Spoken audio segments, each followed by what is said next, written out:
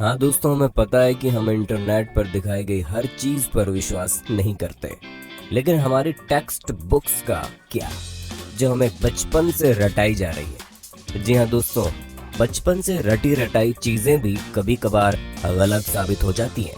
फिर चाहे वो ग्रेट वॉल ऑफ चाइना का स्पेस से दिखना हो या फिर जीनियस अल्बर्ट आइंस्टीन का स्कूल में मैथ में फेल हो जाना।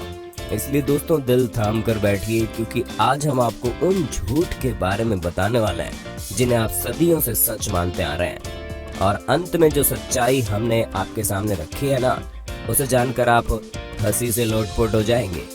दोस्तों, अगर हम आपसे पूछें कि इजिप्ट में बना पिरामिड किसने बनाया था, तो हमें पता आप यही जवाब देंगे कि इजिप्ट में रहने वाले मजदूरों ने मेहनत करके इस पिरामिड को तैयार किया था। लेकिन हम आपके भ्रम को तोड़ते हुए ये कहना चाहते हैं कि बिल्कुल भी सच नहीं है।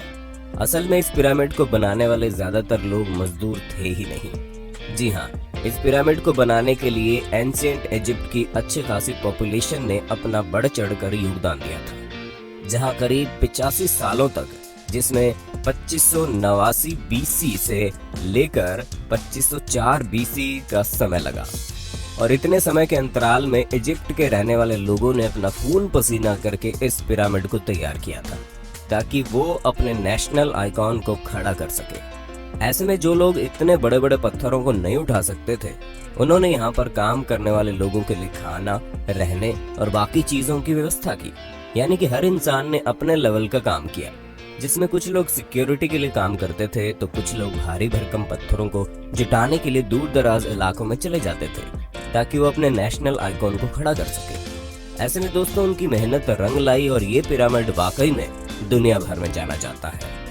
चलिए दोस्तों, अब आपके सबसे फेवरेट माइकल जैक्सन की बात करते हैं, क्योंकि इस बात से कोई इनकार नहीं कर सकता कि माइकल जैक्सन ने पॉप म्यूजिक में एक अलग ही मुकाम हासिल किया था, जहाँ ये सिंगर के साथ साथ एक बेहतरीन डांसर भी थे और इनके डांस मूव तो वाकई माशाल्लाह थे।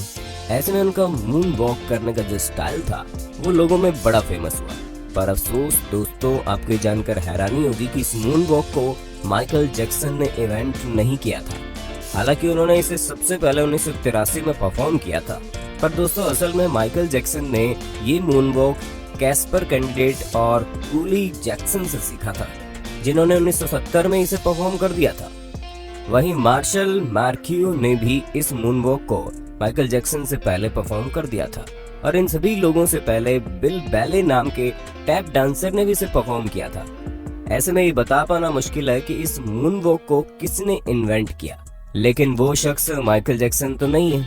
अब आप एक और सिर घुमा देने वाली बात सुनिए, क्योंकि आप लोगों ने कार्बन डेटिंग का नाम तो सुना ही होगा। अरे नहीं दोस्तों, ये टिंडर में राइट लेफ्ट स्वाइप करने वाली डेटिंग नहीं है, बल्कि एक ऐसा मेथड है जिसके जरिए एटमॉस्फेयर में कार्बन डाइऑक्साइड के चेंज होने पर चीजों की असली उम्र बताई जा सकती है।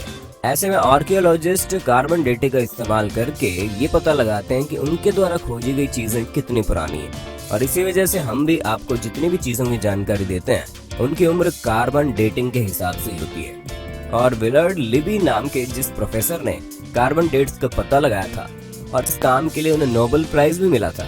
लेकिन दोस्तों, दिल थाम लीजिए, क्योंकि हम आपको बता दें कि कार्बन डेटिंग के जरिए चीजों की असली उम्र पता लगाना बहुत मुश्किल है।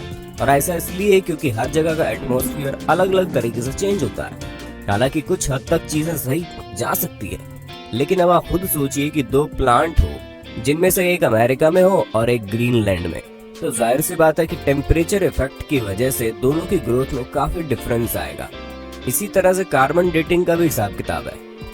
अब चलिए दोस्तों, आपको एक और मिथ बस्टर स्टोरी सुनाते हैं, जो किसी और की नहीं बल्कि लॉक नेस मॉन्स्टर की फेक फोटो स्टोरी है। जी हाँ दोस्तों, जहाँ इस मॉन्स्टर की फोटो को न्यूज़पेपर में दिखाकर लोगों को हैरान करने में कोई कसर नहीं छोड़ी गई थी, और कई सारे लोग तो इस बात पर विश्वास भी कर बैठे थे कि सालों पहले गायब हो चुका ये क्रिएचर अब वापस से तहलका मचाने आ गया है। ऐसे में दोस्तों, लॉक नेस को स्कॉटलैंड में देखे जाने की बात कही गई। इस तस्वीर को सबसे पहले रॉबर्ट केनेथ विल्सन ने 1934 में लोगों के सामने रखा, और करीब 60 सालों तक इनकी ली गई इस तस्वीर को सच्चा समझा जा रहा था। लेकिन वो कहते हैं ना कि झूठ के दिन 4, सच चले 1000 साल। हाँ दोस्तों, हमें पता है हमारी बनाई गई कहावत उतनी अच्छी नहीं है, लेकिन इस जगह पर बिल्कुल फिट बैठती है, क्योंकि 1994 में ये बात लोगों के सामने आ गई कि लॉक नेस मॉन्स्टर का जो शेप उस तस्वीर में था वो कुछ और नहीं बल्कि एक टॉय सबमरीन थी, जिसे पानी में इस तरह डाला गया था कि वो उस क्रिएचर की तरह दिखाई दे। और ऐसा मर्मुडेक नाम के जर्नलिस्ट ने किया था ताकि वो अपने न्यूज़पेपर से बदला ले सके, क्योंकि उनके न्यूज़पेपर ने लॉक नेस मॉन्स्टर के बारे में छापने की वजह से उन्हें बातें सुना दी थी। और इसी वजह से उन्होंने इतनी बड़ी कहानी रची जिसके चंगुल में दुनिया करीब 60 सालों तक थी। दोस्तों, जब आप दुनिया के अजूबों के बारे में सोचते होंगे तो आपके दिमाग में सबसे पहले क्या आता होगा? माचू पिच्चू, ताजमहल या ग्रेट वॉल ऑफ चाइना? लेकिन बाकी सबका तो ठीक है, लेकिन ग्रेट वॉल ऑफ चाइना के बारे में हम आपको बता दें कि इतना भी ग्रेट नहीं है कि स्पेस से दिखने लग जाए। जी हाँ दोस्तों, क्योंकि सच्चाई तो ये है कि ये इतना बड़ा भी नहीं है कि इसे हमारे एटमॉस्फेयर के बाहर किसी भी जगह से देखा जा सके, फिर चाहे वो मून ही क्यों ना हो, जो हमारे सबसे करीब है। और ये हम अपने मन से नहीं कह रहे, बल्कि खुद नासा ने इस बात को साबित किया है।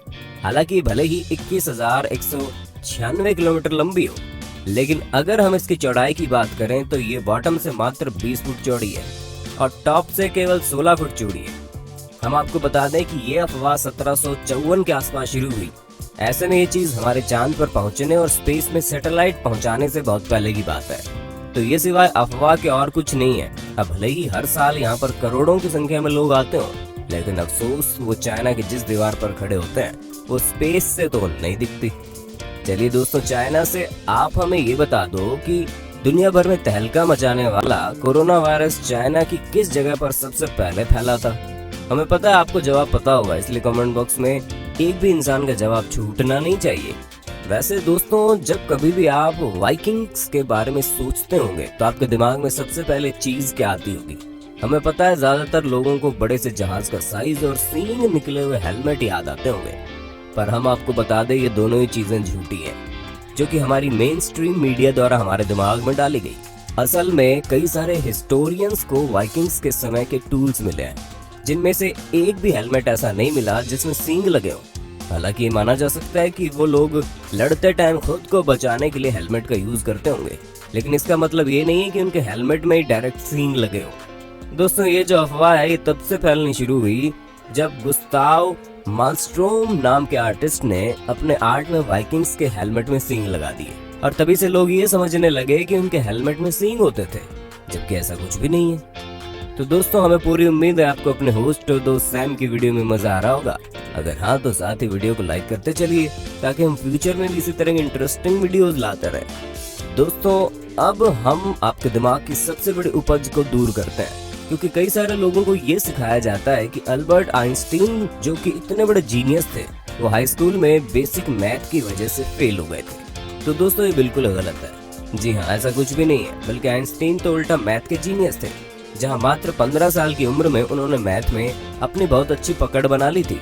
अब दोस्तों, जाहिर सी बात है, जो शख्स फिजिक्स की दुनिया में इतनी बड़ी उपलब्धियां पाया हो, उसे बेसिक मैथ ना आती हो, वो भी हाई स्कूल के समय में, ये चीज थोड़ी सी खटकती है।